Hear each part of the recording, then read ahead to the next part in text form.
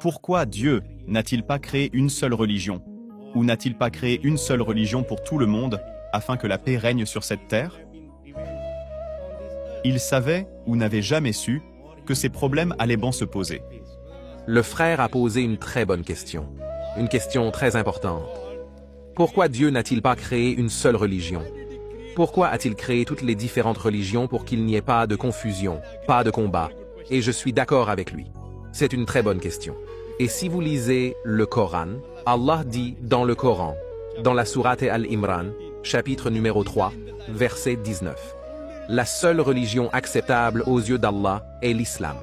L'islam signifie soumettre sa volonté à Dieu Tout-Puissant.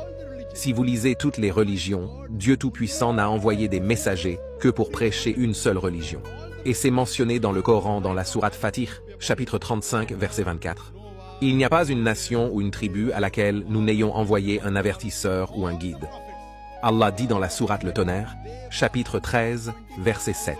Eh bien, il se peut qu'il s'agisse d'un mal commun et que vous ayez envoyé un avertissement à chaque peuple.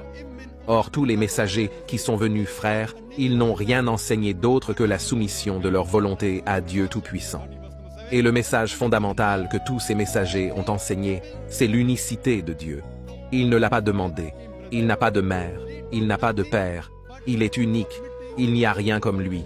Mais au fil du temps, tout ce que les messagers ont prêché a été corrompu. Et si vous avez entendu mon discours, j'ai mentionné que la plupart des écritures qui ont précédé le Coran ont été modifiées.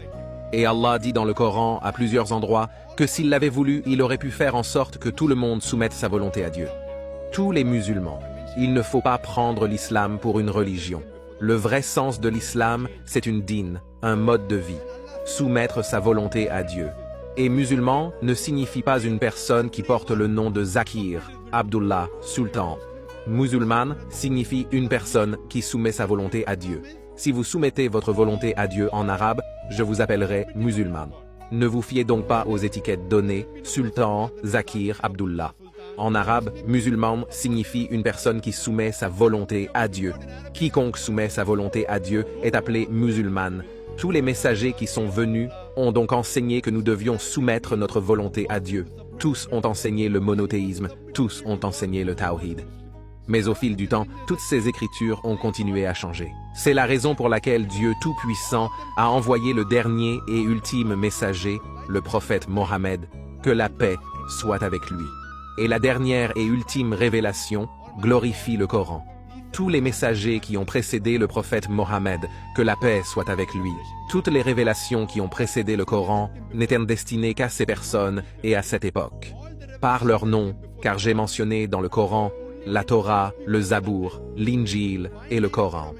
La Torah est le Wahi, la révélation qui a été donnée à Moïse, que la paix soit sur lui.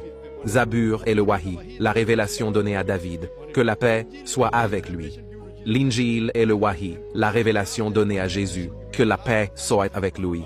Et le Coran est la dernière et ultime révélation donnée au dernier et ultime messager, le prophète Mohammed, que la paix soit avec lui. Mais le Coran dit aussi dans la sourate Le Tonnerre, chapitre 13, verset 38, qu'il y a eu plusieurs révélations. Mais toutes les révélations antérieures au Coran et tous les messagers antérieurs au prophète Mohammed n'ont été envoyés qu'à ces personnes et à cette époque.